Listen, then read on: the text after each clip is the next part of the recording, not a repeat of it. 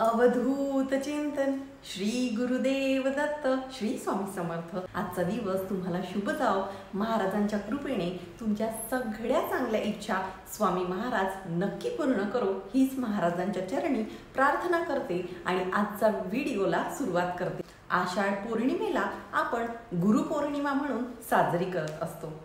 गुरुपौर्णिमा म्हटलं तर आपल्या सगळ्या स्वामी भक्तांसाठी दत्त भक्तांसाठी मांडीआडीच आहे। आपल्या आयुष्यात जर आपले गुरुच नसते तर आयुष्याचं काय झालं असतं? संपूर्ण अंधकार असं आपलं आयुष्य झालं असतं। आणि त्याच गुरूंप्रती कृतज्ञता व्यक्त करण्यासाठी किंवा आपलं पण त्यांच्या प्रती आपण गुरूंना खूप काही देणं लागतो। महाराजांनी जे काही आपल्याला दिलं आहे ते या जन्मातही आपण त्यांची ती परतफेड करू शकत नाही। आजच्या व्हिडिओमध्ये आपल्याला गुरुपौर्णिमेनिमित्त आपल्याला 21 दिवसाची पारायण करायचं आहे। तर 10 जुलै 2025 वार गुरुवार या दिवशी गुरुपौर्णिमा आलेली आहे। किती सुंदर मुहूर्त आहे बघा की गुरुवारी गुरुपौर्णिमा आली आहे। अतिशय महत्त्वाचा दिवस आहे आणि मेन म्हणजे आपल्या गुरूंप्रती हा दिवस आहे। तर आपल्याला या निमित्ताने 21 दिवसाची महाराजांची ही आपल्याला सेवा करायची आहे। आता 21 दिवसाची सेवा म्हणजे सेवा कधी सुरू करायची? तर ही सेवा आपल्याला 20 जूनला सुरू करायची आहे। लक्षात घ्या, 20 जून ते 10 जुलै असा 21 दिवसाच्या कालावधीमध्ये ही तुम्हाला सेवा करायची आहे। आता प्रचंड असंख्य तुमचे प्रश्न आहेत, त्याचे पण उत्तर मी देणार आहे। सेवा कुठे, केव्हा, कधी, कशी करायची याबद्दलची माहिती आज आपण जाणून घेणार आहोत। सगळ्यात आधी तर आपण सेवा काय करायची तर ते बघूया। तर श्री स्वामी चरित्र सारामृत ग्रंथाचा हा ग्रंथ म्हणजे महाराजांचा आत्मा आहे। जे कोणी या ग्रंथाचं पारायण करत असतं तर अतिशय साधा सोपा ग्रंथ आहे, पण तेवढाच तो दिव्य आणि तेवढाच प्रभावी सुद्धा आहे। हा जो ग्रंथ आहे, कोण या ग्रंथाचं पारायण करत असतं त्याच्या आयुष्य सोन्यासारखं झाल्याशिवाय राहत नाही। त्याच्या असंख्य कोटीच्या अडचणी सुद्धा या पारायणाने आपल्याला शक्य होतात। तर आपल्याला 21 दिवस या ग्रंथाचं पारायण करायचं आहे। स्वामी चरित्र सारामृत या ग्रंथाचं तुम्हाला नक्कीच पारायण करायचं आहे। बघा, ज्यांच्याकडे असा दिंडोरी प्राणी ग्रंथ असेल त्यांनी तोच ग्रंथ वाचावा, पण ज्यांच्याकडे दुसरा कुठला ग्रंथ असेल त्यांनी तो ग्रंथ वाचू शकता रोज। आता जे नवीन स्वामी सेवेकरी आहे, ज्यांना याच्याबद्दलची काहीच माहिती नाही आहे, त्यांच्यासाठी डीपली तुम्हाला काही मी माहिती तुम्हाला सांगते। 1 ते 21 अध्यायाचं पारायण असतं। 1 ते 21 अध्याय जेव्हा आपण पूर्ण करतो तेव्हा आपलं संपूर्ण एक पारायण वाचलं होतं। म्हणजेच काय, असं तुम्हाला 21 दिवस संपूर्ण पारायण पठण करायचं आहे। म्हणजे आज माझा समजा पहिला दिवस आहे तर मी 1 ते 21 अध्याय पठण करणार। मग 1 ते 21 अध्याय पठण केल्याने माझं संपूर्ण पारायण, तर असं तुम्हाला 21 दिवस हे पारायण तुम्हाला पठण करायचं आहे। म्हणजे 1 ते 21 दिवस पूर्ण 1 ते 21 अध्याय पूर्ण एकाच दिवशी असं संपूर्ण आपल्याला पारायण करायचं आहे। आता ही सेवा तुम्ही करू शकता। त्याच्याबरोबर तुम्हाला 11 माळी 21 दिवस 11 माळी श्री स्वामी समर्थ मंत्राच्या किंवा श्री स्वामी समर्थ जय जय स्वामी समर्थ या मंत्राचं तुम्ही पठण करू शकता। तुम्ही नामस्मरण करू शकता। ही झाली तुमची दुसरी सेवा। रोज 11 वेळा तुम्हाला तारक मंत्राचं तुम्हाला पठण करायचं आहे। असं तुम्हाला 21 दिवस करायचं आहे। थोडक्यात काय, 21 दिवस स्वामी चरित्र सारामृताचे तुम्हाला पठण 21 पारायण करायचे आहे। रोज 1 पारायण तुम्हाला करायचं आहे या पद्धतीने। नंतर दुसरं आहे ते म्हणजे आपल्याला 11 माळी रोज 21 दिवस असं तुम्हाला रोज 11 माळी स्वामी समर्थाचं जपाचं पठण करायचं आहे। असं तुम्हाला 21 दिवस पठण करायचं आहे। तिसरं येतं ते रोज आपल्याला 11 वेळा तुम्हाला तारक मंत्र म्हणायचं आहे। असं तुम्हाला 21 दिवस सेवा करायची आहे।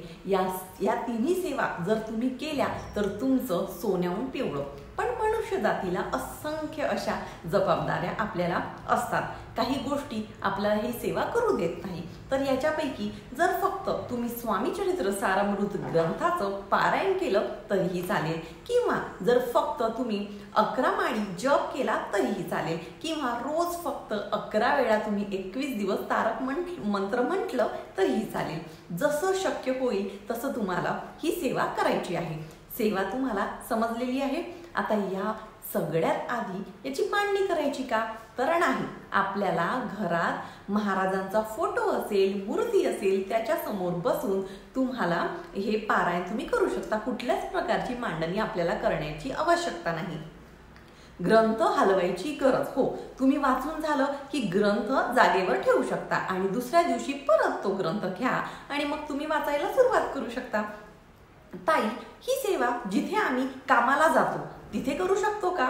आता सगळ्यात आधी आपल्याला नियमांचं इतकं भलं मोठं टेन्शन असतं ना की अडचणी काय म्हणते मी, नियमावरच प्रश्न असतात की असं करू का, तसं करू का. बघा, आपण जेव्हा एखाद्या अडचणीत आहोत, मला माहिती आहे की माझ्या आयुष्यात काही अडचणी आहेत, त्याच्यासाठी मी किती तरफडते आहे, तर तो व्यक्तीनं ती सेवा करत असताना कुठलाही प्रश्न विचारत नाही. बायकांचे असंख्य प्रश्न असतात. मग हेच करू का, आम्ही तेच करू का, असं करू का? नाही ना. आपण देवाला हे बघा, 99% हे तुमचे प्रश्न, तुमचे कष्ट असतात. आपण त्याला 1% अध्यात्माची जोड, परमेश्वराची साथ आपल्याला असणं तेवढंच महत्त्वाचं असतं. त्याच्याशिवाय फलप्राप्ती होत नाही. मग जर तुमच्या आयुष्यात जर संकट, अडचणी, दुःख असतील तर तुम्हाला हे नियम पाळावेच लागेल. अगेन तुम्हाला सांगते, पहिल्या दिवशी संकल्प करायचा असतो. आता 1 ते 21 दिवसांमध्ये मासिक धर्म हा बऱ्याच महिलांचा येतोच. फार कमी महिला आहे ज्यांची 20 तारखेच्या आधी मासिक धर्म होऊन जाईल. पण आता म्हणजे 90% महिलांना मासिक धर्माची अडचण येणार आहे. मग तुम्हाला काय करायचं?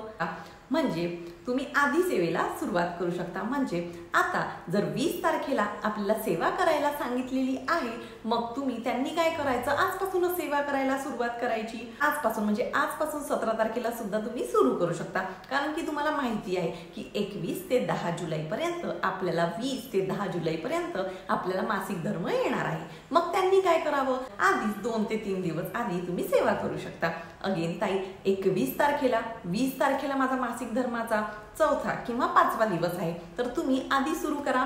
मी तुम्हाला तेच सांगते आहे की आता समजा माझा 20 तारखेला मासिक धर्माचा 4था दिवस आहे, तर आता मी तरी 4 दिवस सेवा नाही करत, तर मग मी काय करू, मी 21 तारखेला सुरुवात करू शकते.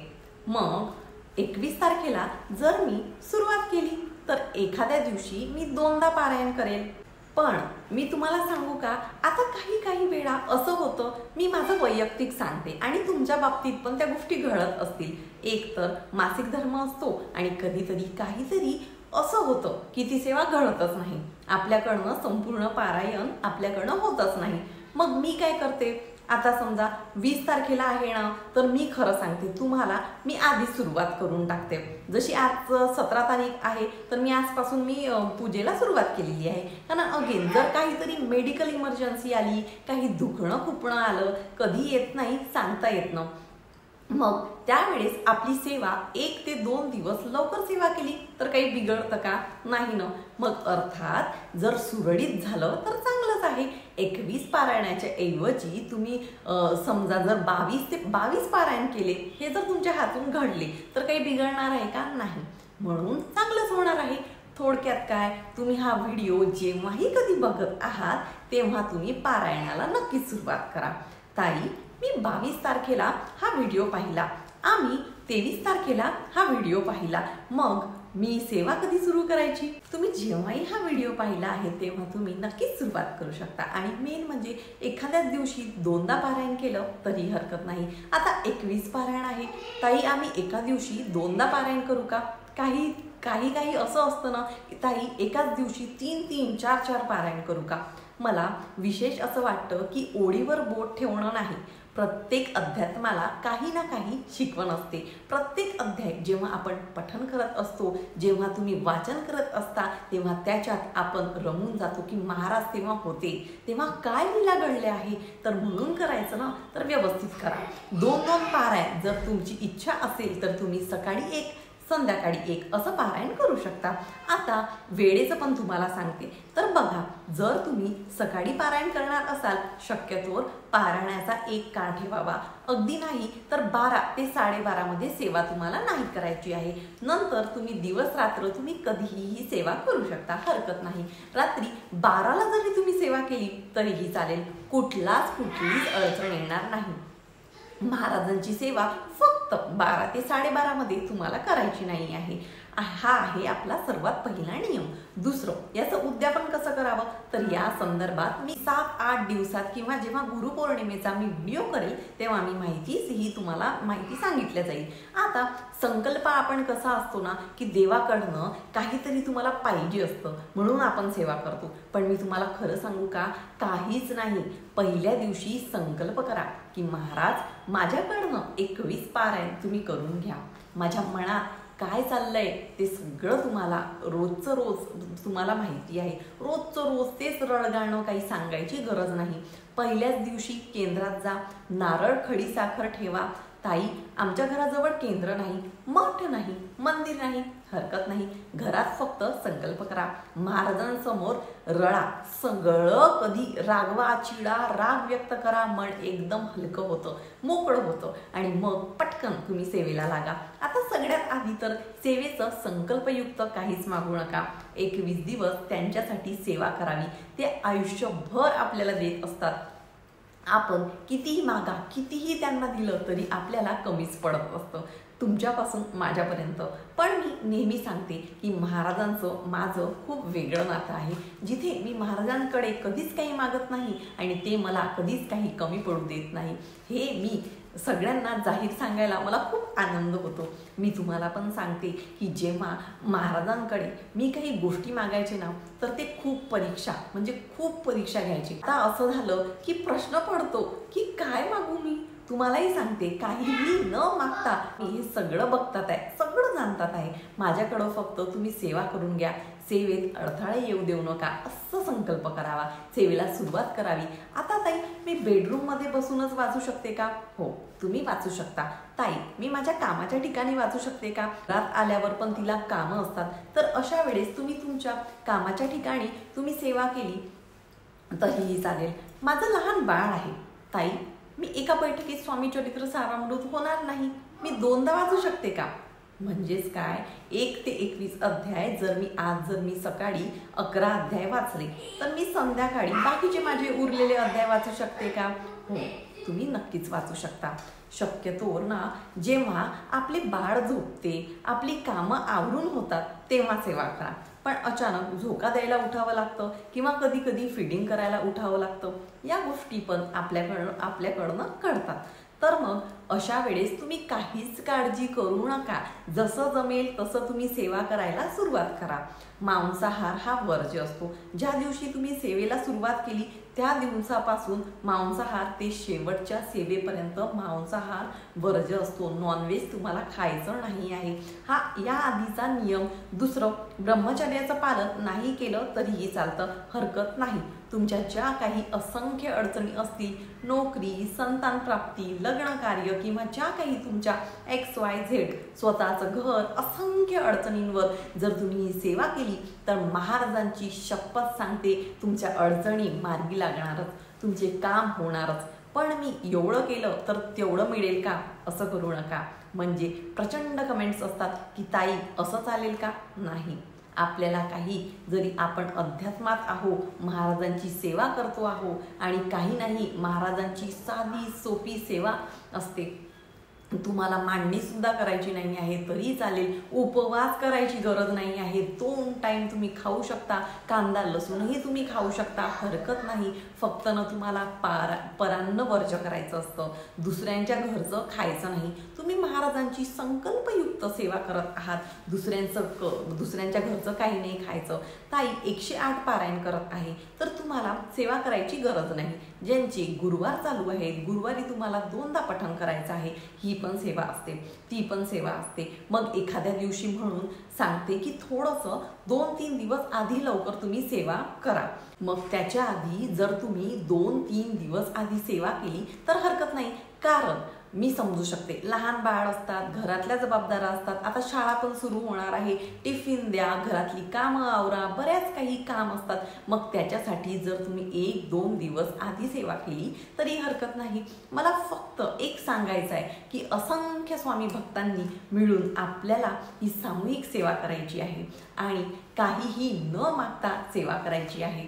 बघा, आयुष्याचं सोनं होईल. महाराज सगळ्या काही इच्छा सगळ्यांना सगळं देतात, पण कधी योग्य वेळ आल्याशिवाय कोणालाही काही भेटेल नाही. तुम्ही किती ओरडा, किती प्रयत्न करा, त्यांचा धावा करा, पण नाही. तुमची योग्य वेळ जेव्हा येईल ती आल्यावर तुम्हाला व्याजासकट, तुम्ही केलेल्या सेवेचं व्याजासकट तुम्हाला त्यांची परतफेड मिळणार आहे. आणि जोपर्यंत तुमचा कर्माचा भोग भोगत नाही तोपर्यंत तुम्हाला सद्गुरूची प्राप्ती होत नाही. तुम्हाला जे काही हवं आहे ते मिळत नाही. आता माझं मागच्या जन्माचं कर्मफळ 1 किलो आहे, म्हणजे माझं 1 किलोचं पाप माझ्या माथी आहे. मग मी जर पावशेर सेवा करून माझ्या मनातल्या इच्छा पूर्ण होणार आहे का? नाही. मग त्याच्यासाठी तुमची सेवा वाढवा. जेव्हा सेवा करताना अडचणी येतात, अडचणी निर्माण होतात, तेव्हा समजायचं की माझं खडतर प्रारब्ध आहे आणि ते कमी व्हावं म्हणून मला खरंच अशी मनापासून सेवा करायची आहे. आपलं असं असतं ना, इतकंसं करायचं नाही आणि इतकं मागायचं नाही. मग मागच्या जन्माचं पुण्य आपण घेऊन आलो आहे. तुम्ही म्हणाल मागच्या जन्म कोणी पाहिला आहे? ज्यांनी भगवद्गीता वाचली आहे, ज्यांनी श्रीपाद श्री वल्लभ गुरुचरित्र ज्यांनी वाचलं आहे आणि ज्यांनी गरुड पुराण ऐकलं आहे, त्यांना याचं उत्तर मिळून जाईल. पण ज्यांना माहिती नाही आहे तर त्यांनीही ऐकावं की आपण जेव्हा जन्माला येतो तेव्हा खूप काही घेऊन येतो. चांगलं तर घेऊन येतोच, पण त्याच्याबरोबर वाईटही आपण घेऊन येतो. म्हणून जर माझं 1 किलोचं पाप आहे तर मी पावशेर सेवेत होणार का? नाही. मला ते 1 ते 1.5 किलोची सेवा करावी लागेल. जेव्हा ते 1 ते 1.5 किलोची सेवा माझी नील होईल आणि मग ते पावशेर जे काही माझं बँक बॅलन्स आहे त्याची मला फलप्राप्ती होईल. तरी घ्यावं म्हणून नाही. अहो, खूप काही दिलंय त्यांनी तुमच्यापासून माझ्यापर्यंत. महाराजांनी खूप काही दिलेलं आहे आणि ते खूप काही देत आहेत, म्हणून आपल्याला ही सेवा करायची आहे. तर चला, सगळ्यांनी मिळून आपल्याला ही स्वामी सेवा करायची आहे. गुरुपौर्णिमेनिमित्त ही गुरुपौर्णिमा सगळ्यांची एकदम सुंदर, एकदम छान, सगळं काही चांगलं होणार आहे. सगळ्यांच्या मनोकामना महाराज पूर्ण करणार आहे, हीच महाराजांच्या चरणी प्रार्थना करते आणि आजचा व्हिडिओ इथेच थांबवते. व्हिडिओ आवडला असेल तर नक्की लाईक करा, शेअर करा, स्वामी भक्ती सोज्वल या चॅनलला सबस्क्राईब करा. भेटूया पुन्हा अशाच एका नवीन व्हिडिओ सोबत. तोपर्यंत श्री स्वामी समर्थ.